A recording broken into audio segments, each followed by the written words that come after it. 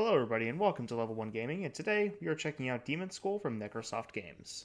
Demonschool was a very interesting game to experience. This is due to the fact that despite its presentation and setting having influences from the old Shin Megami Tensei and Persona games, it's a more linear experience with a lot of expedience in between combat and story beats instead of lots of filler in between important story moments.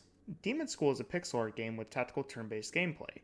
The gameplay allows you to attack and position characters within a limit per turn, and you see the whole thing play out in one cool sequence. This approach is very awesome, and there are a lot of cool combinations to pull off, but between all of the combat encounters is a story that unfolds and peels back many, many layers. I just wish those combat encounters didn't get in the way as much as they did, as Demonschool has a really good story, setting, atmosphere, and some hit and miss with the character designs, but we'll get into that later. Demonschool has a rhythm that becomes very predictable after a while. Every day consists of 3 small narrative beats that have at most 3 combat encounters wedged between those moments. When you factor in that there are 6 days in each in-game week and then capping it off with a big boss battle at the end, it all sounds good for the usual RPG. That is until you realize every story moment can feel dragged out, and each combat encounter requires a lot of time and strategy. Despite how genuinely interesting the island and its many layers of who all runs the joint are, when choosing to continue to the main story, the option to either proceed to a lengthy cutscene or a cutscene leading to a lengthy combat sequence can become very exhausting, especially after over 15 hours in the critical path. If a lot of the encounters were saved for side content around the island, it would add to the variety of different things you could do before continuing the story, such as finding VHS tapes for a Canute or the fun karaoke minigame.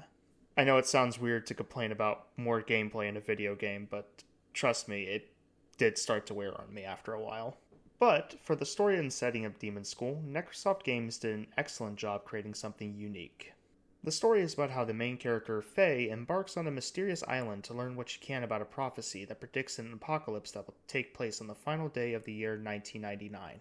With the help of a friend named Namako and several others she finds along the way, they discover the island is home to a much bigger mystery. Secret underground labs, crashed planes with ghosts, and more that I cannot talk about due to spoilers, constantly kept me intrigued. The biggest highlight of Demonschool, though, to me, is the gameplay itself.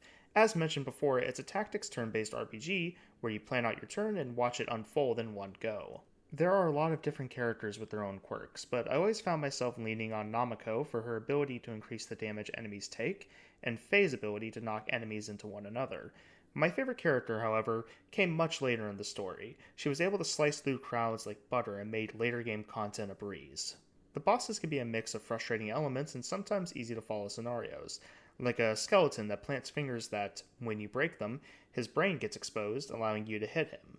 My least favorite boss encounter, if you can call it that, involved turning valves to deactivate a machine that felt way too time sensitive. All of the gameplay is mixed together with a very good soundtrack that can either feel mysterious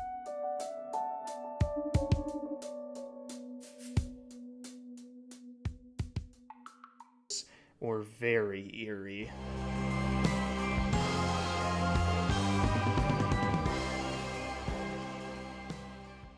Overall, Demonschool is an excellent tactics turn-based game with a great story and setting. However, the repetition when just going through the story can feel exhausting. Side content in a game should be a treat you seek out, not a break you desperately need. The character designs, on the other hand, can either have a lighter tone to them, such as Ocean and Kestrel's outfit, or more basic designs like Faye.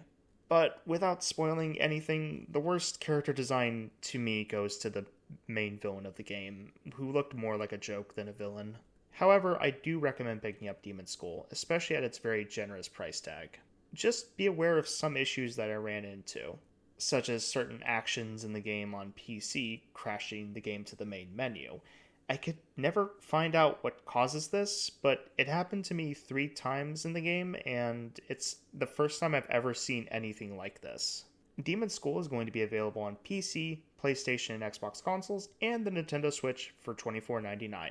Thank you so much for watching this review.